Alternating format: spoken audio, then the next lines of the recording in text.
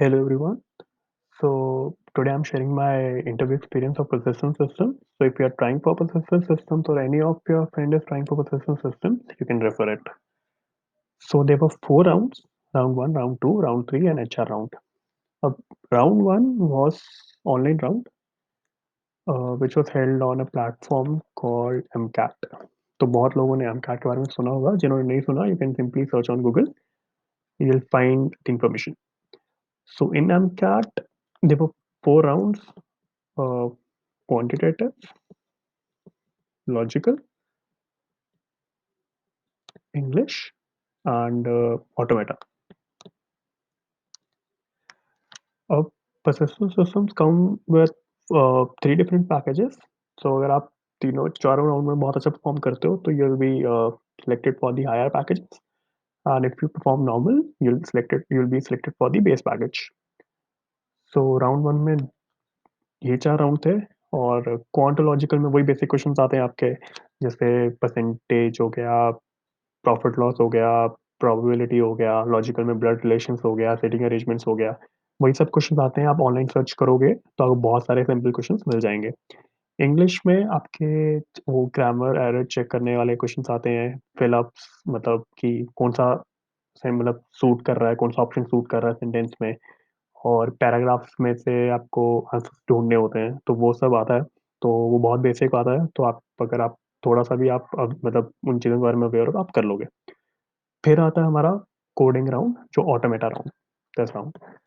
सो automata में there are 2 questions, ठीक है? अगर आपको ऑटोमेटा फिक्स आता है तो उसमें आपको 7 क्वेश्चन है जिसमें आपको एरर ढूँढना है, और आपको सीधा अगर ऑटोमेटा आता है तो उसमें आपको 2 क्वेश्चन्स में कोड करना है। तो जो पहला क्वेश्चन होता है दैट इज़ ईज़ी, मतलब जो 2 क्वेश्चन्स होते हैं उनमें से एक क्वेश्चन इज़ वेरी ईज़ी, और जो दूसरा होता है वो मीडियम टू डिफिकल्ट होता है। तो first question I was able to do, मतलब मेरे सारे टेस्ट केसेस चल गए थे। और जो सेकंड क्वेश्चन था उसमें मेरे सारे टेस्ट केसेस नहीं चल रहे थे। तो आई ट्राइड कि जितने ज़्यादा टेस्ट केसेस रन हो जाएँ उतना बेटर है। तो मेरे उसमें से 11 टू 12 टेस्ट केसेस रन हुए थे 22 में से। और सिंस मेरा पहले वाले मॉड्यूल्स में भी अच्छा स्कोर था, तो मैं बेस पैकेज के लिए they referred me.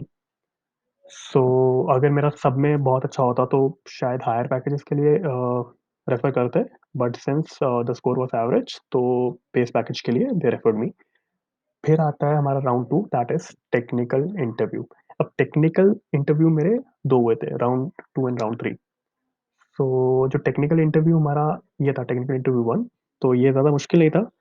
Basic questions थे। So I tell you the questions.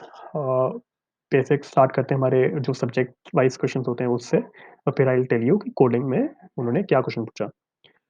तो पहले तो अगर नेटवर्किंग की बात करें तो आपका ओएसआई मॉडल की पूरी नेटवर्किंग, पूरी तो नहीं लेकिन मतलब most of the networking concept OSI model अगर आप अच्छे से पढ़ते हो तो उसमें कवर हो जाते हैं।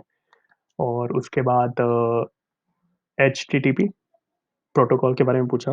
मतलब ये नहीं पूछा कि H T T P protocol होता क्या है, बट जो उन्होंने क्वेश्चन पूछा था उसमें आपको H T T P protocol के बारे में ही बताना था। तो थोड़े से घुमा के क्वेश्चन आ सकते हैं लेकिन यू कैन आंसर इट। और फिर एक क्वेश्चन था डीएनएस के ऊपर, मतलब डीएनएस के ऊपर भी डायरेक्ट क्वेश्चन नहीं था। क्वेश्चन ये ऐसा था कुछ कि आपका डोमेन नेम फाइंड नहीं कर रहा है तो आपका किस में प्रॉब्लम आ सकती है, वैसे उस टाइप का था। तो डीएनएस के बारे में भी थोड़ा बहुत पता होना चाहिए।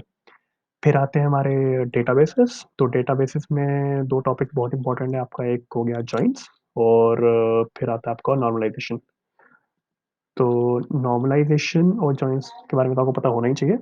और डेटाबेसेस में इतना कर लोगे तो आई गेस, मतलब और भी पूछ सकते हैं, एसक्यूएल की कमांड था वो पता होनी चाहिए, बट ये दो तो एटलीस्ट पता होनी चाहिए, मतलब जॉइंट्स की कमांड्स कैसे लिखते हैं और नॉर्मलाइजेशन क्या होता है, कितनी फॉर्म तक नॉर्मलाइजेशन होती हैं, सब कुछ। फिर ऑपरेटिंग सिस्टम में मुझसे ऑपरेटिंग सिस्टम से क्वेश्चन नहीं पूछे गए थे, बट मेरे फ्रेंड से पूछे गए थे। तो दो टॉपिक्स उसमें भी आई रेफर यू, जिसमें एक आता है आपका प्रायोरिटी शेड्यूलिंग, तो वो भी आपको पता होना चाहिए। और sorry, not priority scheduling, process scheduling.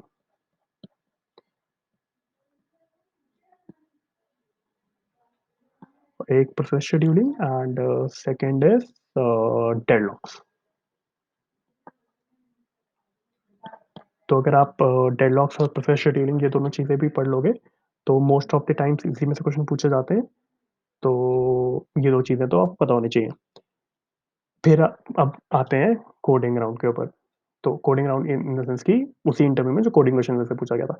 तो फर्स्ट राउंड में कोडिंग क्वेश्चन बहुत ईज़ी था। मतलब आपको क्या करना है कि एक आपको डेट दी होगी, अल्फ़ाबेटिकल डेट, मतलब एक डेट अल्फ़ाबेटिकल मैनर में दी होगी। जैसे आपका 1 फ़रवरी 2020 है, तो वो अल्फ़ाबेटिक डेट को आपको न्यूमेरिक डेट में कन्वर्ट करना था। जैसे मतलब 0102 2020। तो वो मैंने मैप यूज़ करके कर लिया। थोड़ी इफ एल्स कंडीशन लगा के और मैप यूज़ करके वो क्वेश्चन सॉल्व हो गया। उसके बाद बहुत सारे पज़ल्स थी। पज़ल्स जैसे अगर आपका एक रोप बर्न होने में 60 मिनट्स लेती है, तो आपको फाइंड करना है कि 45 मिनट्स क कैसे होंगे? तो आप वो कैसे करोगे? और water jug problems and all. तो बेसिक पज़ल्स होती हैं, बस उस टाइम पे आप अपना माइंड ओपन रखो, तो आप वो भी सॉल्व कर लोगे। अब आता है राउंड 3। नाउ राउंड 3 का डिफ़िकल्टी लेवल राउंड 2 से ज़्यादा था। मतलब टेक्निकल इंटरव्यू 2 का डिफ़िकल्टी लेवल थोड़ा-सा ज़्यादा था टेक्निकल इंटरव्यू 1 से। ये राउंड मेरा 2 घंटे चला। अब वो 2 घंटे क्यों चला, that is a very interesting story. पहले मुझे एक क्वेश्चन मिला कि मुझे एक एरे सॉर्ट करना है फ्रीक्वेंसी के बेस पे। फ्रीक्वेंसी के बेस पे इन द सेंस कि अगर आपके एरे में जैसे 1, 2, 2, 3, 3, 3 है, तो ये 3 बार आ रहा है ना, तो सिंस इसकी फ्रीक्वेंसी 3 की फ्रीक्वेंसी सबसे ज़्यादा, तो सबसे पहले 333 आएगा। फिर उससे कम फ्रीक्वेंसी आपकी 2 की है, तो मतलब कि 3 बार आ रहा था, तो 3 हमें सबसे ज़्यादा फ्रीक्वेंसी थी, तो फर्स्ट टाइम पे आ गया। उसके बाद 2 की उससे कम फ्रीक्वेंसी है, जैसे 2 की फ्रीक्वेंसी 2 ही है, तो 2 उतना आ गया और फिर 1 लास्ट में। अगर 1 की फ्रीक्वेंसी अगर 4 होती, 4 बार 1 होता, तो 1 सबसे पहले आता। तो ये क्वेश्चन करना था, तो ये मैंने पहले तो हैश मैप से करने का ट्राई किया। मैंने पूरा कोड लिख दिया, तो वहाँ पर हैश मैप लाइब्रेरी सपोर्ट ही नहीं की। तो this can also happen with you कि आप कोई लाइब्रेरी के भरोसे बैठे हुए हो कि वो लाइब्रेरी यूज़, मतलब वो एचटीएल यूज़ करके आप सॉल्व कर लोगे। लेकिन ऐसा कभी-कभी होता है कि वो सपोर्ट ही नहीं करता है। तो आपको बेसिक मेन लॉजिक भी पता होना चाहिए। तो वहाँ पर मैंने अपना खुद का हैश मैप इम्प्लीमेंट किया। तो वहाँ पर थोड़ी मेहनत का काम था।